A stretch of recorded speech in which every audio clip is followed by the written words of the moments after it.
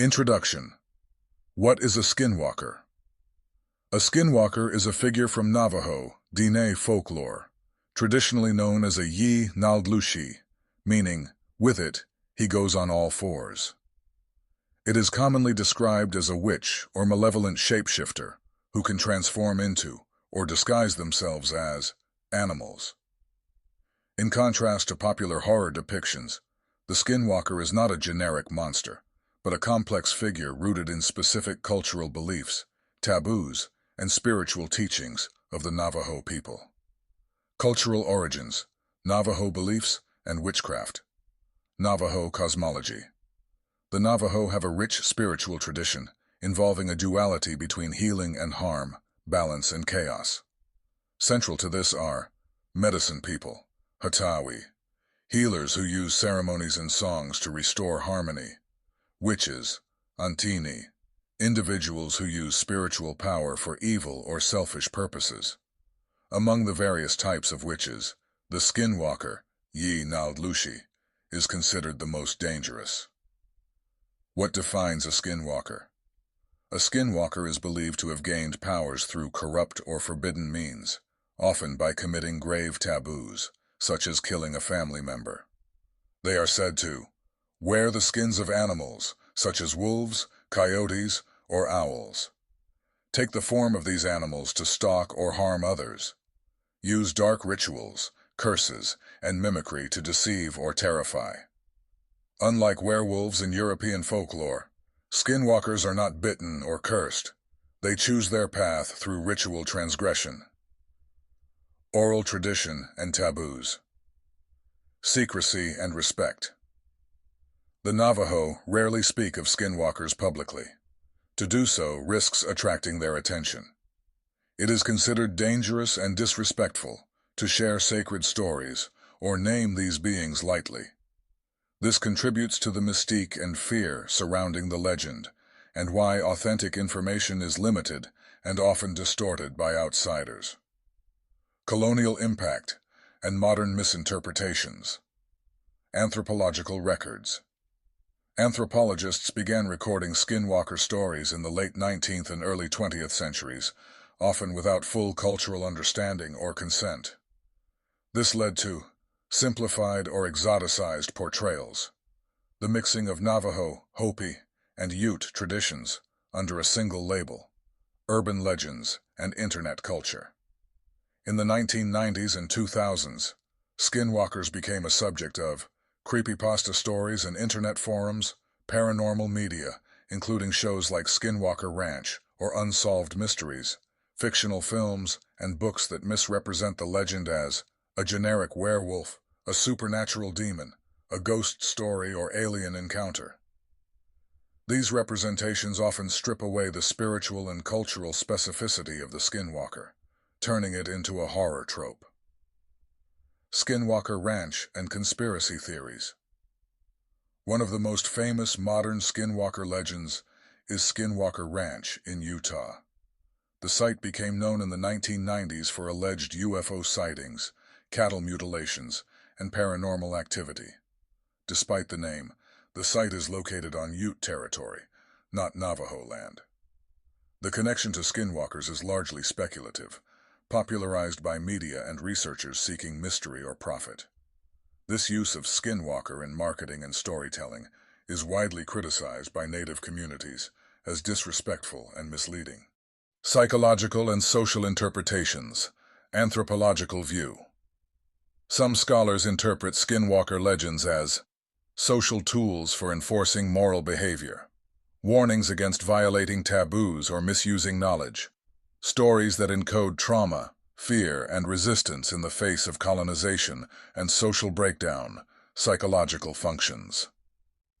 As with many supernatural tales, skinwalker stories serve to explain the unexplainable, disappearances, illness, or misfortune, create social cohesion through shared beliefs, provide a sense of control in dangerous or uncertain environments. Contemporary Navajo perspectives. Many Navajo today acknowledge the skinwalker as part of their cultural worldview, not a fictional monster. Emphasize that such knowledge is not for entertainment, and that careless talk can bring spiritual harm. Work to educate others about the importance of respecting and not appropriating their beliefs. Navajo writer Darcy Little Badger and others have called out the cultural insensitivity of horror movies, books, and online stories that use skinwalker myths without proper context. Conclusion: understanding the skinwalker with respect. The skinwalker is not simply a monster. It is a complex figure from Navajo spirituality tied to ethics, taboos, and community memory. A cautionary tale about the consequences of misusing power. Real respect means not treating it as a Halloween costume or campfire story, but as a sacred, protected tradition from a living culture. While outsiders may be fascinated by skinwalkers, that fascination should be met with cultural humility and a desire to listen, not sensationalize.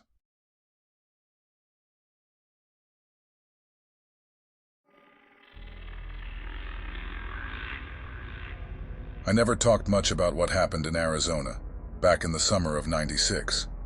That was my last season working the fields out near the Navajo Nation. I wasn't native, but I knew better than to be disrespectful. I followed the rules. Everyone did. Never whistle at night. Never say the word skinwalker. And never answer if something calls your name in the dark. I was out there doing seasonal labor, mostly corn harvesting. Long days under that blistering desert sun, sore backs, dusty clothes, and dinners at a creaky old bunkhouse that barely had working plumbing. But the locals were kind, if quiet. They kept to themselves mostly. But there was a reverence in the way they walked that land, like they knew something the rest of us didn't. I didn't ask questions. One night after dinner, a group of us, 6 in total, stepped outside the bunkhouse to smoke. It was dead quiet. No crickets, no coyotes. The wind had died completely. Even the insects had gone silent. I remember the sound of the lighter clicking. The flame flickered once, then nothing. That's when we saw it. 2 red eyes, hovering just above the top of the corn. Maybe 6.5 feet off the ground. Not glowing like headlights, but dull, like dying coals. Watching. Nobody said a word. We just stood there, frozen. The eyes didn't blink, didn't sway. They just watched. And then, like someone turned off a switch, they were gone. No rustling, no footsteps, just gone. Derek, one of the younger guys from New Mexico, muttered, "The hell was that?" But his voice was hardly a whisper. We turned to go back inside, the kind of quiet you only hear in a church falling over the group. I remember my hands shaking a little as I opened the door. That's when it happened, clear as day. "Carlos," a whisper, right behind us. Carlos, tough guy, worked machinery, barely blinked at rattlesnakes. He spun around fast like he was ready to swing. Nothing, just the corn, swaying like someone had just walked through it. But the air, still. Ice, still. We all scrambled back inside, locking the door behind us like it would make a damn difference. Inside, no one said anything at first, just stared at each other, pale, sweating.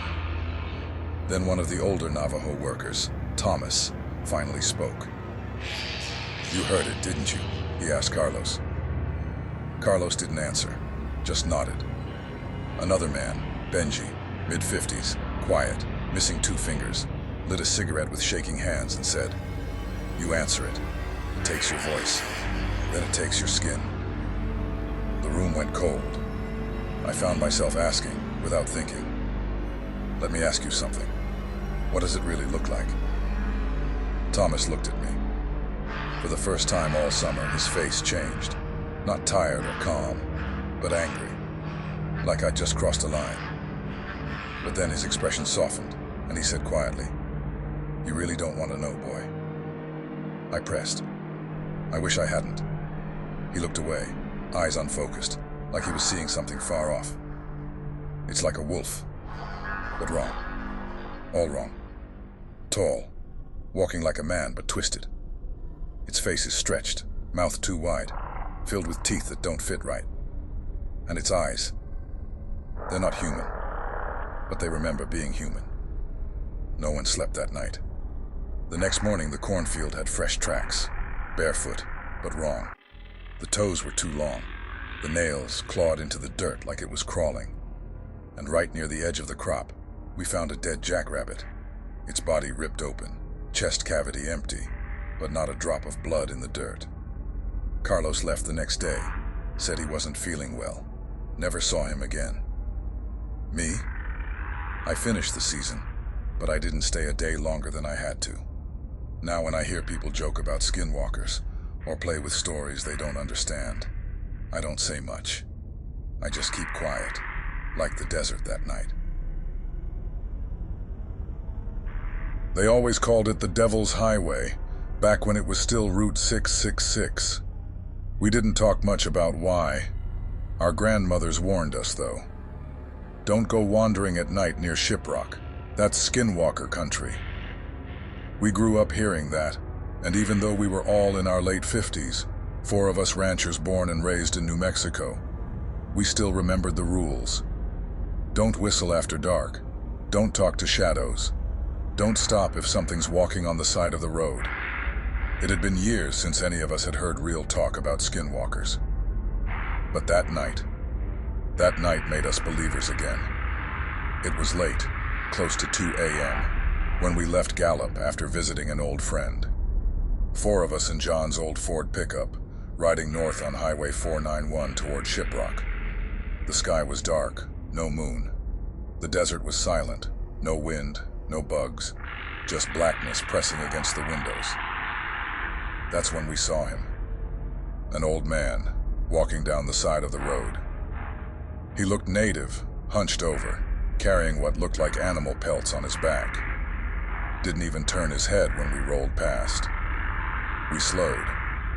John rolled down the window and called out, "Hey, sir, you need a ride?" The old man didn't say a word, just kept walking, eyes fixed ahead. "All right then, suit yourself," I said. Then, under my breath, "Dumbass." That's when he stopped, turned just his head. His body didn't move, but his neck twisted too far, unnaturally far, like it was made of rubber.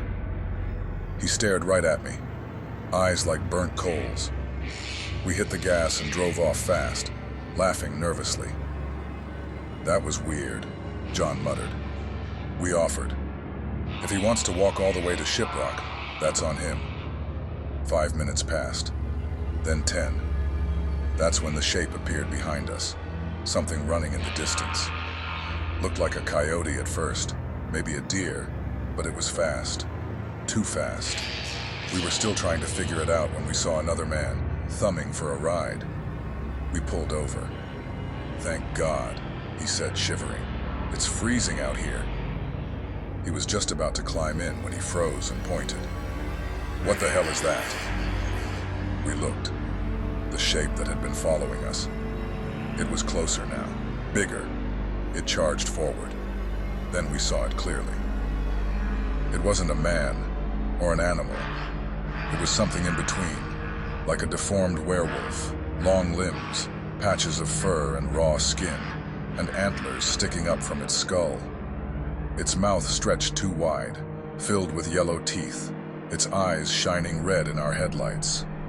It lunged onto the man, tearing into him, ripping him apart like paper, right in front of us. One hand went into his chest and came out holding his still beating heart.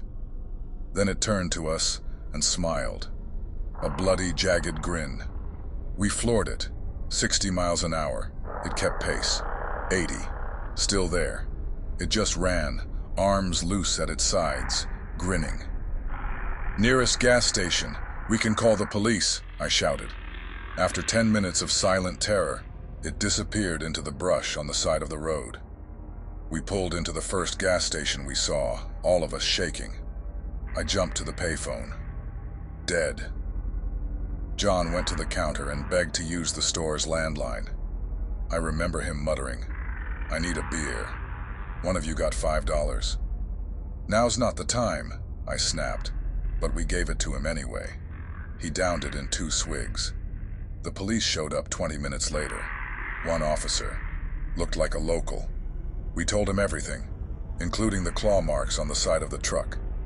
He squinted, then looked at John's beer and shook his head. Long night, huh? Probably just a mountain lion. I'll check it out. He shook our hands and got back into his cruiser, heading in the direction we came from. We filled the tank and got back on the road. Big mistake. 40 minutes later, a set of headlights showed up behind us, swerving, fast. Is that the cop? He rammed us. Once, twice. The third time, we went off the road, flipping into the dirt. Dust everywhere. We were upside down, seatbelts jammed. My head hit the glass. Then we saw the cop car pull up, red and blue lights flashing across the desert. But what stepped out wasn't a man. It was the thing, wearing the cop's face, like a mask. Its voice came out too deep, almost like it was underwater. You boys need any help?